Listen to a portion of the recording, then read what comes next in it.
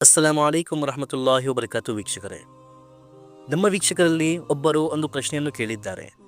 ಆ ಪ್ರಶ್ನೆ ಏನೆಂದರೆ, ನೂನ್ ಕಾಫ್, ಫಾ ಬಾ ತಾ ಸಾ, ಕಾಫ್ ಯಾ, ಈ ಅಕ್ಷರಗಳಲ್ಲಿ ಇವರಿಗೆ ಸ್ವಲ್ಪ ಕನ್ಫ್ಯೂಷನ್ ಆಗಿದೆ. ಯಾಕೆಂದರೆ ಇವುಗಳ ಆಕಾರ ನೋಡಲು ಸ್ವಲ್ಪ ಸಿಮಿಲರ್ ಇದೆ. ಹಾಗೂ ಅದೇ ರೀತಿ ಇನ್ನೊಂದು ಪ್ರಶ್ನೆ ಕೇಳಿದ್ದಾರೆ, 3 ರೀತಿಯ ಅಕ್ಷರಗಳ ಉಚ್ಚಾರಣೆ ಒಂದೇ ಆಗಿದೆ, ಆದರೆ ಅದನ್ನು ಬರೆಯುವ ಆಕಾರ ಡಿಫ್ರೆಂಟ್ ಆಗಿದೆ. ಇದನ್ನು ಸಹ ಎಕ್ಸ್ಪ್ಲೇನ್ ಮಾಡಿ ಎಂದು ಇವರು ನಮ್ಮ ವಾಟ್ಸಪ್ ಗ್ರೂಪಿನಲ್ಲಿ ರಿಕ್ವೆಸ್ಟ್ ಮಾಡಿದ್ದಾರೆ. ಸೊ ನಮ್ಮ 2ನೇ ಪಾಠವನ್ನು ಪ್ರಾರಂಭಿಸುವ ಮುನ್ನ ಇದನ್ನು ಸ್ಪಷ್ಟಪಡಿಸುವುದು ಉತ್ತಮವೆಂದು ಕಾಣಿತು ನಮಗೆ. ಅದಕ್ಕಾಗಿ ಇಂದು ನಾವು ಇವರ ಈ ಪ್ರಶ್ನೆಯನ್ನು ಉತ್ತರಿಸೋಣ, ಇವರ ಕನ್ಫ್ಯೂಷನ್ ಕ್ಲಿಯರ್ ಮಾಡುವ ಪ್ರಯತ್ನ ಪಡೋಣ. ಇದೇ ರೀತಿಯ ಕನ್ಫ್ಯೂಷನ್ ನಮ್ಮ ಇನ್ನಷ್ಟು ವೀಕ್ಷಕರಿಗೂ ಸಹ ಆಗಿರಬಹುದು. ಸೊ ಮೊದಲು ಇದನ್ನು ಅರ್ಥ ಮಾಡಿಕೊಳ್ಳೋಣ. ನಮ್ಮ ಮೊದಲನೇ ಪಾಠದಲ್ಲಿ ಯಾವುದೇ ಡೌಟ್ಸ್ ಇಲ್ಲದೆ ಎಲ್ಲವೂ ಸ್ಪಷ್ಟವಾಗಿ ಅರ್ಥವಾಗಿದೆ ಎಂದರೆ ನಾವು ನಮ್ಮ 2ನೇ ಪಾಠದ ಕಡೆ ಮುಂದುವರೆಯೋಣ. ಸೊ ವೀಕ್ಷಕರೇ, ಇಲ್ಲಿ ಕನ್ಫ್ಯೂಷನ್ ಏನಿದೆ ಎಂದರೆ ಬಾ ತಾ ಸಾ ಫಾ, ಈ 4 ಅಕ್ಷರಗಳಲ್ಲಿ ನಿಮಗೆ ಕನ್ಫ್ಯೂಷನ್ ಆಗುತ್ತಿರಬಹುದು. ಸೊ ಇದನ್ನು ಅರ್ಥ ಮಾಡಿಕೊಳ್ಳಿ. ಬಾ ತಾ ಸಾ, ಈ 3 ಅಕ್ಷರಗಳ ಆಕಾರ ಒಂದೇ ಆಗಿದೆ. ಇದರಲ್ಲಿ ಕೇವಲ ನುಕ್ತಾಗಳ ಅರ್ಥಾತ್ ಚುಕ್ಕಿಯ ಸ್ಥಳದ ವ್ಯತ್ಯಾಸವಿದೆ. ಆಕಾರ ಹೇಗಿದೆ ಎಂದರೆ ಒಂದು ದೋಣಿಯ ಹಾಗೆ. ಆ ದೋಣಿಯ ಕೆಳಗಡೆ ಒಂದು ಚುಕ್ಕಿ ಬಂದರೆ ಇದು ಪಾ ಅಕ್ಷರವಾಗುತ್ತದೆ. ದೋಣಿಯ ಮೇಲೆ 2 ಚುಕ್ಕಿ ಬಂದರೆ ತಾ ಅಕ್ಷರವಾಗುತ್ತದೆ. ದೋಣಿಯ ಮೇಲೆ 3 ಚುಕ್ಕಿ ಬಂದರೆ ಕಾ ಅಕ್ಷರವಾಗುತ್ತದೆ. ಸೊ ಇದು ಕ್ಲಿಯರ್. ಈ 3 ಅಕ್ಷರಗಳ ಆಕಾರ ಒಂದೇ ಆಗಿದೆ, ಆದರೆ ಇದರ ಚುಕ್ಕಿಯ ಸ್ಥಾನದ ಬದಲಾವಣೆಯಿಂದ ನಾವು ಸುಲಭವಾಗಿ ಅರ್ಥ ಮಾಡಿಕೊಳ್ಳಬಹುದು ಈ ಅಕ್ಷರಗಳ ವ್ಯತ್ಯಾಸ. ಹಾಗೂ ಅದೇ ರೀತಿ ಫಾ ಅಕ್ಷರ, ಇದರ ಆಕಾರವು ಇದರಿಂದ ಸ್ವಲ್ಪ ಸಿಮಿಲರ್ ಆಗಿದೆ.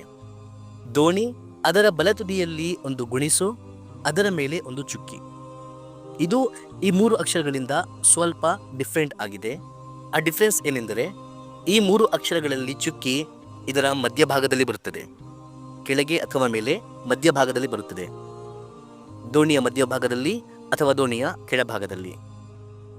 ಆದರೆ ಈ ಫಾ ಅಕ್ಷರದಲ್ಲಿ ದೋಣಿಯ ಬಲತುದಿಯಲ್ಲಿ ಒಂದು ಗುಣಿಸು, ಆ ಗುಣಿಸಿನ ಮೇಲೆ ಒಂದು ನುಕ್ತ, ಒಂದು ಚುಕ್ಕಿ, ಈ ಆಕಾರದಲ್ಲಿ ಬರುತ್ತದೆ ಫಾ ಅಕ್ಷರ.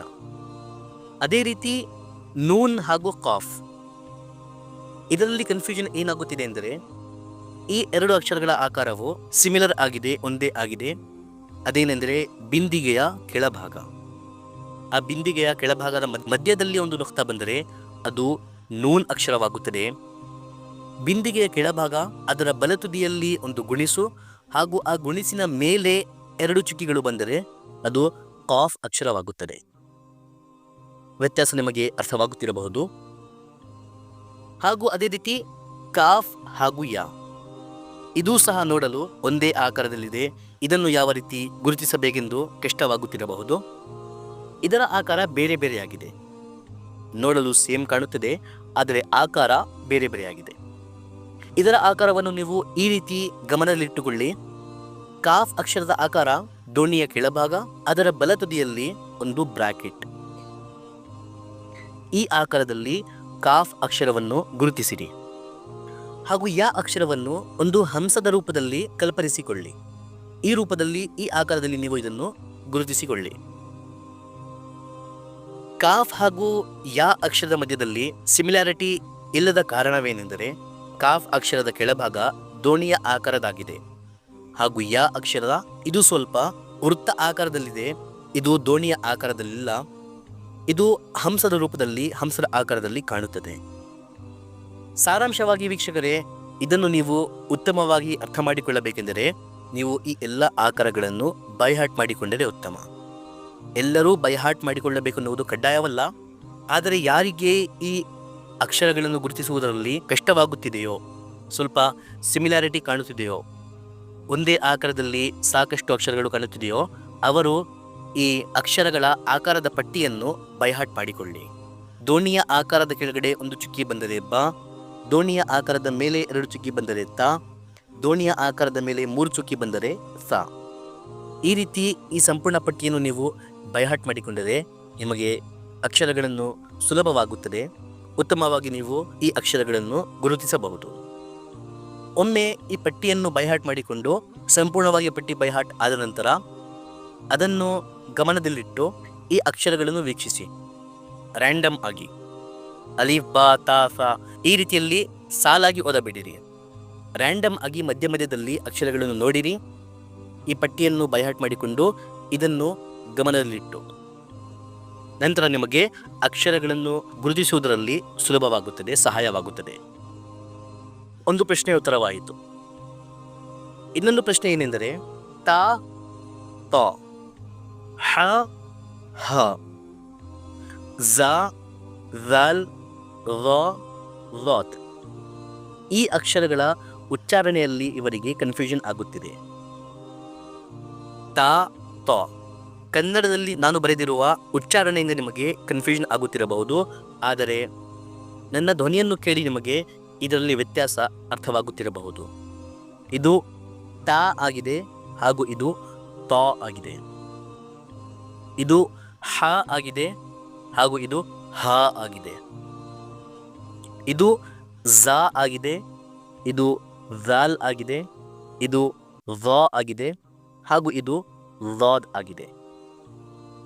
ಇದನ್ನು ನೀವು ಉತ್ತಮವಾಗಿ ಸಂಪೂರ್ಣವಾಗಿ ಅರ್ಥ ಮಾಡಿಕೊಳ್ಳಬೇಕೆಂದರೆ ನಾವು ಈ ಅಕ್ಷರಗಳ ಪ್ರೊನೌನ್ಸಿಯೇಷನ್ ಕಲಿಯಬೇಕು. ಇದನ್ನು ಮಖಾರಿಜ್ ಎನ್ನುತ್ತಾರೆ. ಅರ್ಥಾತ್ ಯಾವ ಯಾವ ಅಕ್ಷರ ನಮ್ಮ ಬಾಯಿಯ ಅಥವಾ ಗಂಟಲಿನ ಯಾವ ಭಾಗದಿಂದ ನಾವು ಉಚ್ಚಾರಿಸಬೇಕು ಇದನ್ನು ಕಲಿಯುವುದನ್ನು ಮಖಾರಿಜ್ ಎನ್ನುತ್ತಾರೆ. ಸೊ ಈಗ ನಾವು ನಮ್ಮ ಎರಡನೇ ಪಾಠ ಮುರಕ್ಕಬಾತ್ ಕಡೆ ಮುಂದುವರಿಯಬೇಕಾ ಅಥವಾ ಈ ಪ್ರೊನೌನ್ಸಿಯೇಷನ್ ಕ್ಲಾಸನ್ನು ಪ್ರಾರಂಭಿಸಬೇಕಾ? ಇದನ್ನು ನೀವು ನಮಗೆ ಕಮೆಂಟ್ ಬಾಕ್ಸ್ ಮೂಲಕ ತಿಳಿಸಿ. ನೀವು ಪ್ರೊನೌನ್ಸಿಯೇಷನ್ ಆಮೇಲೆ ಕಲಿಯೋಣ, ಈಗ ಕೇವಲ ಅಕ್ಷರಗಳ ಗುರುತೇ ಸಾಕು ಎಂದರೆ ನಾವು ಪಾಠ ಸಂಖ್ಯೆ 2 ಮುರಕ್ಕಬಾತ್ ಕಡೆ ಮುಂದುವರಿಯೋಣ. ಅಥವಾ ನೀವು ಮೊದಲು ಈ ಅಕ್ಷರಗಳ ಗುರುತಿನ ಜೊತೆ ಅದರ ಪ್ರೊನೌನ್ಸಿಯೇಷನ್ ಸಹ ಉತ್ತಮವಾಗಿ ಕಲಿದುಕೊಂಡು ನಂತರ ಎರಡನೇ ಪಾಠ ಮುರಕ್ಕಬಾತ್ ಕಡೆ ಹೋಗೋಣ ಎಂದರೆ ನಾವು ಮಖಾರಿಜ್ ಪಾಠವನ್ನು ಅರ್ಥಾತ್ ಈ ಅಕ್ಷರಗಳ ಸರಿಯಾದ ಪರ್ಫೆಕ್ಟ್ ಪ್ರೊನೌನ್ಸಿಯೇಷನ್ ಪಾಠವನ್ನು ಪ್ರಾರಂಭಿಸೋಣ. ಇದನ್ನು ನೀವು ನಮಗೆ ಕಮೆಂಟ್ ಬಾಕ್ಸ್ ಮೂಲಕ ತಿಳಿಸಿ. ಹಾಗೂ ನಮ್ಮ ಯೂಟ್ಯೂಬ್ ಕಮ್ಯುನಿಟಿ ಪೋಸ್ಟ್ನಲ್ಲಿ ನಾವು ಪೋಲ್ ಕೂಡ ಹಾಕಿದ್ದೇವೆ. ಇದರಲ್ಲೂ ಸಹ ನೀವು ಉತ್ತರವನ್ನು ನೀಡಿರಿ. ಅಥವಾ ವಾಟ್ಸಪ್ ಗ್ರೂಪ್ನಲ್ಲೂ ಸಹ ಈ ಪೋಲನ್ನು ಹಾಕಿದ್ದೇವೆ. ಇದರಲ್ಲೂ ಸಹ ತಮ್ಮ ಉತ್ತರವನ್ನು ನೀಡಿ ನಾವು ಯಾವ ಕ್ಲಾಸ್ ಪ್ರಾರಂಭಿಸಬೇಕೆಂದು ನಮಗೆ ಆದೇಶಿಸಿರಿ. ಐ ಹೋಪ್ ಇಂದಿನ ನಮ್ಮ ಈ ಎಕ್ಸ್ಪ್ಲನೇಷನ್ ನಿಮಗೆ ಉತ್ತಮವಾಗಿ ಅರ್ಥವಾಗಿರಬಹುದು, ನಿಮ್ಮ ಕನ್ಫ್ಯೂಷನ್ ಕ್ಲಿಯರ್ ಆಗಿರಬಹುದು. ಇನ್ನೂ ಏನಾದರೂ ಡೌಟ್ಸ್ ಇದ್ದರೆ ಕಮೆಂಟ್ ಬಾಕ್ಸ್ ಮೂಲಕ ಸಹ ನೀವು ಕೇಳಬಹುದು. ವಾಟ್ಸಪ್ ಗುಂಪಿನಲ್ಲೂ ಸಹ ನೀವು ಕೇಳಬಹುದು. ತಮ್ಮ ಉತ್ತರವನ್ನು ನೀಡಿರಿ. ನಿಮ್ಮ ಉತ್ತರದ ಪ್ರಕಾರ ನಾವು ಮುಂದಿನ ಪಾಠದಲ್ಲಿ ಸಿಗೋಣ. ಅಲ್ಲಿಯವರೆಗೆ ಫಕತ್ ವಸ್ಸಲಾಂ.